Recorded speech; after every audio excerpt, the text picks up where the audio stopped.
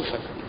یاد رکھیں کہ اسلام یہ کہتا ہے کہ اخلاق میں تبدیلی جیسے اصلاح ہو سکتی ہے، اسی کو نام اسلام کا تزکیہ ہے۔ کبھی اسلام اس کا نام احسان لے گا، کبھی اس کا نام اخلاق آئے گا، کبھی اس کا نام اعمال صالحہ کے رنگ میں آئے گا۔ ان سب کا مقصد ایک ہے کہ ایک بگڑے سے بگڑا انسان بھی ہے، اگر وہ توبہ کر لے تو اس کی اصلاح ہو جاتی ہے، اور اس کے اخلاق سیئہ کو اخلاق حمیدہ کے ساتھ بدلا جا سکتا ہے۔ کیا معنی ہے؟ ایک آدمی بے نماز اصلاح ہو سکتی ہے، وہ نمازی بن سکتا ہے۔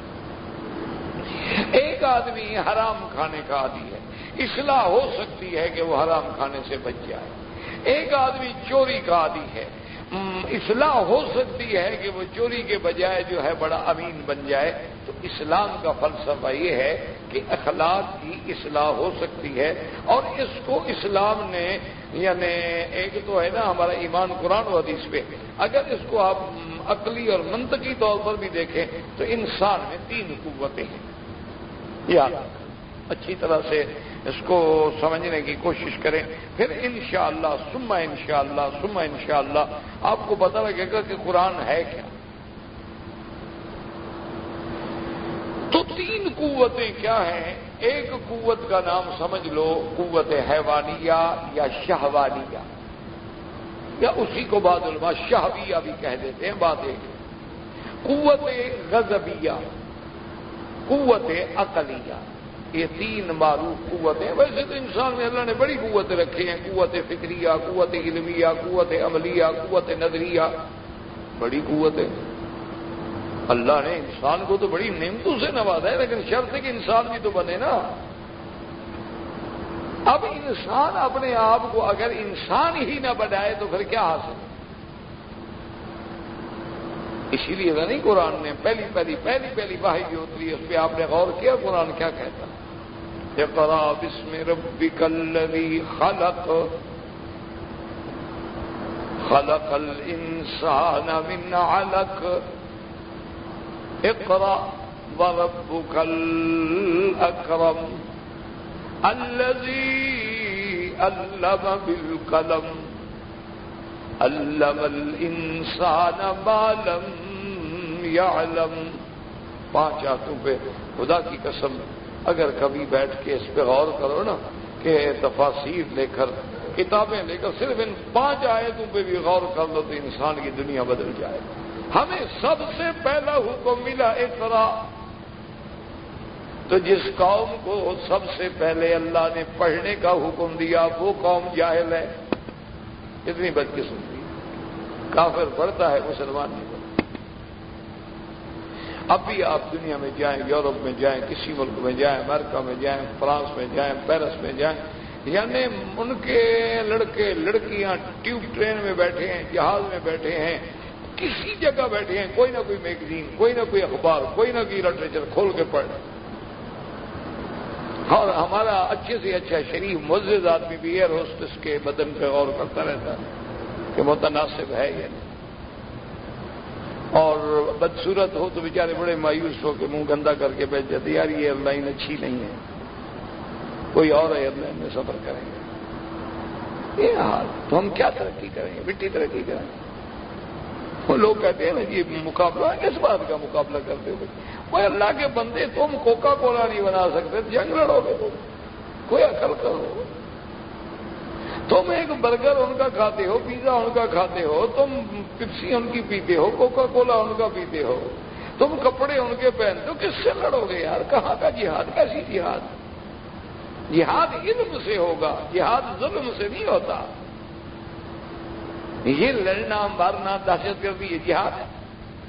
کس نے کہا آپ کو کہ یہ جہاد ہے؟ جہاد علم سے ہوتا ہے، علم کا مقابلہ علم سے کریں، علم کا مقابلہ جہل سے نہیں ہو سکتا۔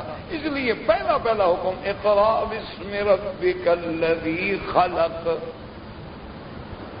اچھا، ربوبیت، دوسری صفت اللہ کی کیا؟ وہ ذات جس نے تجھ کو پیدا کیا، خلق۔ اچھا، اب تخلیق پہ کس نے بحث کی؟ کافروں نے تخلیق پہ بحث کرتے کرتے کرتے جین ڈھونڈ نکالے، بحث کرتے کرتے تیرے مادے کے اندر جو جراثیم جرثومات ہیں اور اس میں جو لکھا گیا ہے انہوں نے اس کوڈ کو بھی پڑھ لیا ہے، لیکن تم نے تخلیق انسانیت پہ کیا غور کیا؟ مسلمان نے کیا، جس کو پہلا سبق یہ ملا تھا اقرأ باسم ربک الذی خلق خلق الانسان من علق، وہ کلوننگ تک پہنچ گئے، لیکن تم نے کیا غور کیا؟ تم نے کبھی سوچا ہی نہیں کہ الگ کیا ہے، تم نے کبھی سوچا نہیں انسان کی تخلیق کا مادہ کیا ہے، تم نے کبھی غور ہی نہیں کیا، حالانکہ اللہ نے تو تجھے پہلے سبق میں وہاں پہنچا دیا کہ تخلیق خالق پہ غور کرو، تخلیق انسانیت پہ غور کرو، اور یہ کہاں سے تمہیں ملے گا؟ فرمایا الذی علم بالقلم، اس کے بعد اللہ رکاوٹ سے علوم ہے، فرمایا علم الانسان ما لم یعلم، کہ جس نے علم دیا قلم سے اور جس نے انسان کو وہ سکھلایا جو انسان نہیں جانتا، لیکن آپ سیکھنا نہ چاہیں، آپ قلم کے بجائے ہاکی پکڑ لیں، قلم کے بجائے آپ فساد شروع کر دیں، قلم کے بجائے آپ فٹ بال پکڑ لیں، پھر علم کہاں سے آئے گا؟ دیکھو نا کیسے تخطیط ہے دشمن کی کہ فٹ بالر جو ہے 50 ملین ڈالر ایک فٹ بالر کی قیمت ہے، 50 ملین ڈالر ایک ایک کمپنی کے اشتہار کے لیے، یعنی وہ اگر بک ہے تو اس کی 50 ملین ڈالر اس کی قیمت ہے۔ تو بے وقوف ہو گیا کوئی آدمی پڑھے محنت کر کے فٹ بال کیوں نہ کھیلوں یار؟ اگر میرا نام آ گیا تو میں بھی اتنا کما لوں گا، ہاکی کیوں نہ کھیلوں، میں کرکٹ کیوں نہ کھیلوں؟ مجھے پڑھنے کی کیا ضرورت ہے؟ پڑھنے میں تو ساری زندگی نوکر کرو تو 50 ملین ڈالر تنخواہ نہیں بنے گی آپ کی۔ آپ 50 سال نوکری کر کے ذرا جوڑ دیکھیں، آپ 10,000 ریال مہینہ بھی تنخواہ کتنی بنتی ہے؟ تو مقصد یہ ہے کہ ہم تو صرف ایک چھکے کے برابر بھی نہ ہوئے نا، پھر پڑھے گا کون؟ پھر ماشاءاللہ ہمارے لوگ بھی اسی لیے وہ ان کا لباس پہنتے ہیں، ان کی شکلیں بناتے ہیں، اسی لیے کریں کیا غریب؟ ان کے دماغ میں بٹھایا ہے کیا؟ تو اب قرآن کو تو ہم نے سوچا، ہمیں تو پہلے دن اللہ نے کہا کہ تخلیق انسانیت پہ غور کرو، کہ الذی خلق اور خلق الانسان من علق، یعنی دنیا کا سب سے بڑا ڈاکٹر ہے گائنی کا، جو مسلمان بھی ہو گیا اور جس کی کتابیں پڑھائی جاتی ہیں باقاعدہ میڈیکل میں، اس نے کہا جب میں نے یہ لفظ علق پہ غور کیا نا تو میں حیران ہو گیا کہ کیا محمد مصطفیٰ اتنے بڑے گائنی کے ڈاکٹر تھے کہ 1400 سال پہلے انہوں نے یہ راز کھول دیا کہ وہ نطفہ جو ہے پھر ایک جونک کی شکل اختیار کرتا ہے، الگ کہتے ہیں جونک، یہ جونک جو لگ جاتی ہے نا بندے کو خون بھی چوس لیتی ہے تو اس کو کہتے ہیں جونک۔ انہوں نے کہا اس پر میں نے جب غور کیا کہ میں نے وہ کہتا کہ انہی ابحاث میں نے کئی PhD کر ڈالے ہیں، لیکن جب میں نے خلق پہ الگ پہ غور کیا اور مضغہ پہ غور کیا اور کسون العظام لحمن پہ غور کیا تو میں نے کہا یا تو محمد مصطفیٰ بہت بڑے ڈاکٹر تھے۔ پھر مجھے پتا لگا وہ ڈاکٹر تو تھے نہیں، وہاں تو کوئی میڈیکل یونیورسٹی نہیں تھی، نہ میڈیکل کالج تھا، نہ کوئی وسائل تھے۔ پھر میں نے کہا اس کا مطلب ہے وہ سچے نبی کہ اللہ نے ان کو بتایا، ورنہ ان کو کیا پتا تھا ان باریکیوں کا کہ بھئی انسان کا نطفہ کیا ہوتا ہے، اور نطفہ وجعلناہ فی قرار مکین، وہ کہاں آ کے ٹھہرتا ہے، استقرار پکڑتا ہے، یہ کیسے ہو سکتا ہے؟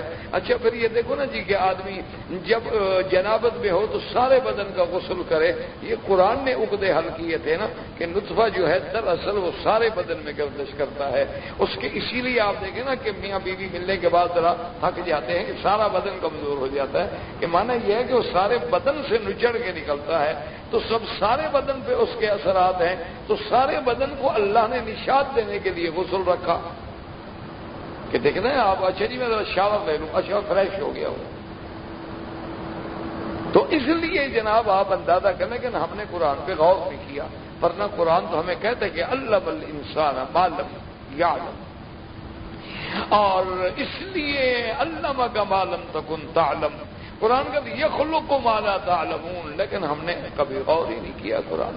تو اب دیکھیں جی قرآن کہتا ہے کہ یہ 3 قوتیں ہیں، اسلام کہتا ہے یہ 3 قوتیں ہیں، قوت شہوانیہ، قوت غضبیہ اور قوت عقلیہ۔ اب جناب ان کو سوچیں، اگر اس پہ آپ تحقیق کریں تو ان ہر قوتوں کی 3 صورتیں بنیں گی۔ یاد رکھو کہ پہلے تو قوتیں 3 بن گئی، پھر ہر قوت کی 3 کیفیات ہوں گی، یا افراد ہوگا، یا تفرید ہوگی، یا اعتدال ہوگا۔ یہ ہمیشہ دماغ میں رکھیں انشاءاللہ، تاکہ اللہ کرے کوئی سمجھ آ جائے، مجھے بھی سمجھانے کی اللہ توفیق دیں اور آپ کو بھی شوق ہو سمجھنے کا۔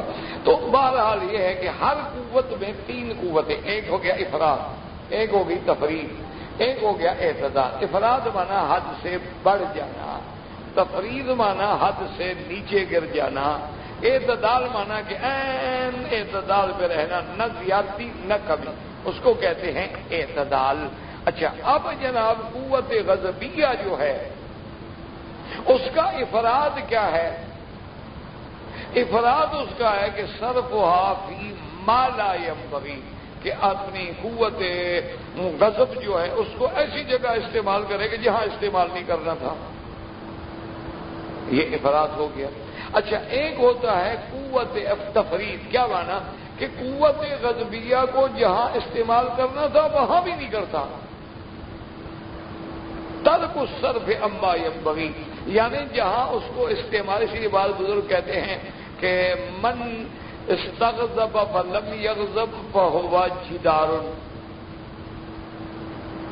کہ جس آدمی کو غصہ دلایا جائے اور اس کو غصہ نہ آئے وہ دیوار ہوا نا، پھر وہ بندہ تو نہ ہوا۔ من استغضب فلم یغضب فہو جدار ومن استعتب فلم یستعتب فہو حمار۔ کتنا بڑی بات کی ہے، لیکن آپ وہاں پہنچے تو سمجھیں گے، علامہ غزالی کی بات ہے، امام غزالی کی بات ہے، اور یہ بہت بڑی، انہوں نے کہا کہ جس کو غصہ دلایا جائے اور غصہ نہ آئے وہ تو دیوار ہوا، اور من استعتب فلم یستعتب، وہ تو اس کا مطلب ہے پھر وہ گدھا ہوا، اس کے اندر کوئی عقل ہی نہیں۔ اس لیے یاد رکھیں کہ قوت غضبیہ کو وہاں استعمال کر رہا ہے کہ جہاں نہیں کرنی چاہیے تھی۔ کیا مانا کہ قوت غضبیہ باپ سے لڑ رہا ہے، باپ کے ناراض ہو رہا ہے، باپ کی بے عزتی کر رہا ہے، ماں کی بے عزتی کر رہا ہے، بہن کی بے عزتی کر رہا ہے، یہ اچھا غصہ ہے بھائی۔ اچھا، بعض اوقات آپ نے سنا ہوگا کہ ہمارے لڑکے بچے جو ہیں، یا اور عام طور پہ بھی آدمی کہہ دیتا ہے وہ جی بس میں غصے میں پاگل ہو رہا تھا، غصے میں پاگل، حالانکہ غصہ پاگل نہیں ہوتا، غصہ بڑا سمجھدار ہوتا ہے، غصہ کبھی پاگل نہیں ہوتا، یہ یاد رکھیں۔ ہمارے پاس بہت سارے لوگ آتے ہیں، آج بھی آیا تھا ایک آدمی، حضرت میں نے غصے میں اپنی بیوی کو 3 طلاق دے دی، میں نے کہا کام الحمدللہ پکا ہو گیا، کہا نہیں میں نے غصے میں دی تھی، میں نے کہا شریف آدمی تو کوئی محبت میں بھی طلاق دیتا ہے، کوئی عقل کو۔ کبھی میں نے کہا مجھے دنیا کا ایک آدمی ڈھونڈ کے لے آ کر دکھا تو یہ کہے بیوی کو کہ آج مجھے آپ پر اتنا پیار آ رہا ہے کہ آپ کے دربار حسن میں ہدیہ طلاق پیش کرتا ہوں، کوئی ایک مثال مجھے دے دو۔ اللہ کا بندہ جب بھی طلاق دے گا غصے میں دے گا، لڑائی میں دے گا، ناراضگی میں دے گا، پیار میں کون طلاق دیتا ہے؟ غصہ بڑا سمجھدار تھے کہ اس کی مثال میں بتاؤں۔ مثلا ایک بچہ ہے 8 سال، ایک بچہ ہے 10 سال کا، 10 سال والا ذرا مضبوط تھا، 8 سال والا کمزور تھا، وہ لڑ رہے ہیں، تو اب جناب غصے میں مار رہا ہے۔ اب وہ 8 سال کے بچے نے شور مچایا، چیخا ابا ابا ابو پہنچو پہنچو۔ اب جناب جب ابو آنے لگے تو 10 سال والا بھاگ گیا، تو غصہ عقل والا ہے پاگل ہے؟ اگر وہ غصے میں پاگل ہو رہا تھا تو کھڑا رہے نا، لیکن اس کو پتہ لگ گیا کہ اس سے تو میں تکڑا تھا، اب اس کا ابو جب آ رہا ہے تو ایک تمانچہ مارے گا تو میں ٹھیک ہو جائے گا، زیادہ بھاگ جاتا ہے وہ۔ تو غصہ کبھی بے وقوف نہیں ہوتا، اپنے سے بڑے سے بھاگ جاتا ہے۔ کبھی آپ کو بڑے پہ غصہ ہے؟ اپنے مدیر پہ ذرا غصہ کر کے دکھاؤ مجھے۔ غصہ نیچے والے پہ آتا ہے کہ مریض سیدھا کیوں نہیں کھڑا ہوا، 2 دفعہ کیوں پوچھ لیا، سر کھا گیا پاگل کا بچہ، جس کی وجہ سے ہمیں تنخواہ ملتی ہے وہ سر کھا گیا۔ غصہ ہمیشہ کمزور پہ آئے گا، بڑا خطرہ ہے، عقل والی چیز ہے، غصہ کبھی پاگل نہیں ہوتا، یہ آپ کو بیوقوفی کا خیال ہے لوگوں کو۔ غصہ بڑا سمجھدار ہے، ہمیشہ نیچے آئے گا، اوپر کبھی نہیں چڑھتا ہے۔ بڑے آدمی پہ کبھی غصہ نہیں آئے گا۔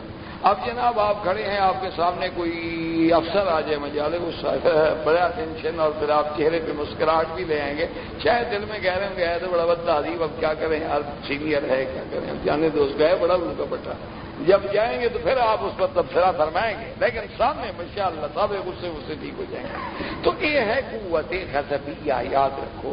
اچھا، اب اسلام کیا چاہتا ہے؟ اسلام نہ تو تفرید کا قائل نہ افراد کا قائل، اسلام ایک اعتدال کا قائل ہے کہ اگر غصے کو اس کے محل میں خرچ کرو گے تو یہ شجاعت کہلائے کہ دشمن کا مقابلہ ہے، اور جناب مثلاً آپ کھڑے ہوں اور اللہ معاف کرے خنزیر یا ایک جانور بھاگتا ہوا ہے آپ کو مارنے کے لیے، آپ کہیں السلام علیکم جناب آئیے آئیے، تو یہ کوئی عقل ہوگا یا بیوقوفی ہوگی؟ لیکن اگر آپ تلوار لے کے بندوق لے کے دشمن کے سامنے ڈٹ جائیں تو یہ شجاعت ہوگی، کہیں گے دیکھو یار کیسا بہادر آدمی ہے، شیر سے ٹکرا گیا، کیسا بہادر آدمی ہے جناب، اسے پرواہ ہی نہیں کی جناب، کھڑا رہا، بالکل مقابلہ کیا ہے۔ تو اگر اعتدال میں خرچ کریں گے تو یہ شجاعت کہلائے گا، اور اگر وقت میں استعمال نہ کریں تو یہ جبن کہلائے گا، بزدلی کہلائے گا۔ تو اب معنی یہ تھا کہ نہ حد سے بڑھے، اگر اس کو حد سے اگر آپ بڑھائیں گے پھر یہ شجاعت نہیں کہلائے گا، یہ تمہاری تباہی و بربادی کا سبب بن جائے گا۔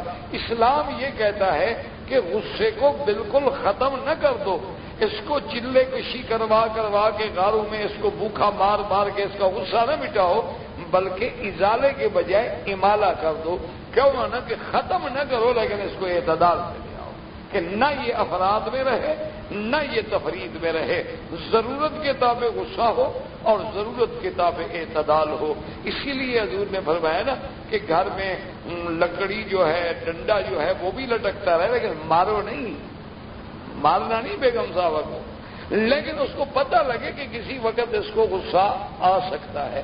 یہ نہ سمجھے کہ ماشاءاللہ فی امان اللہ حضرت فارغ ہیں، تو جب یہ تسلی ہو جائے کہ ان کو تو غصہ آتا ہی نہیں ہے تو پھر انشاءاللہ بیگم کے چپل اور آپ کا سر۔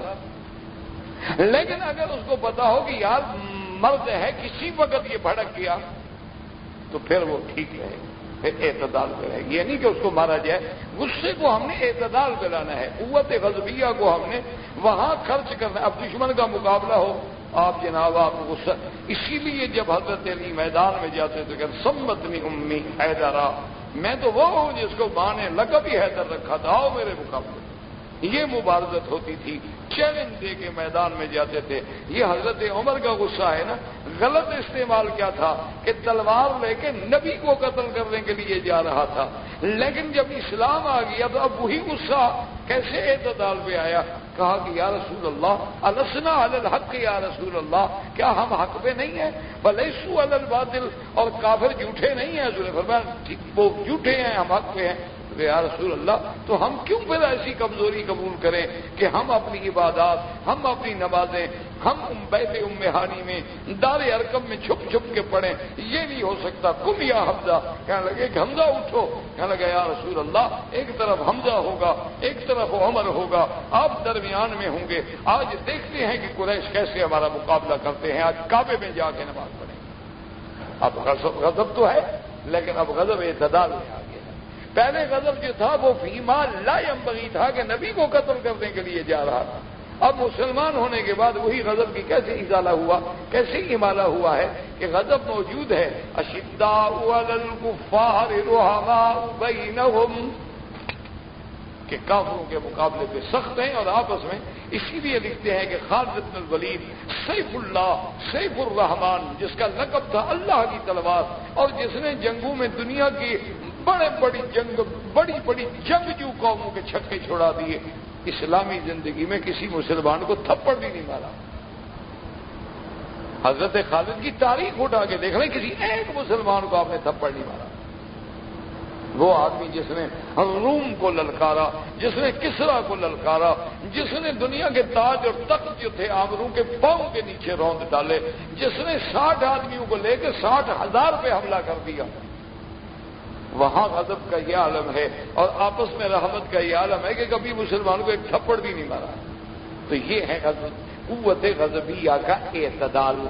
آج یہی وجہ ہے کہ کفر جو ہے اعتدال سے محروم ہے، یا وہ افراد میں پڑے ہوئے ہیں یا تفرید میں پڑے ہوئے ہیں۔ تو زندگی باقی تو بات باقی، وما علینا الا البلاغ، وآخر دعوانا ان الحمدللہ رب العالمین۔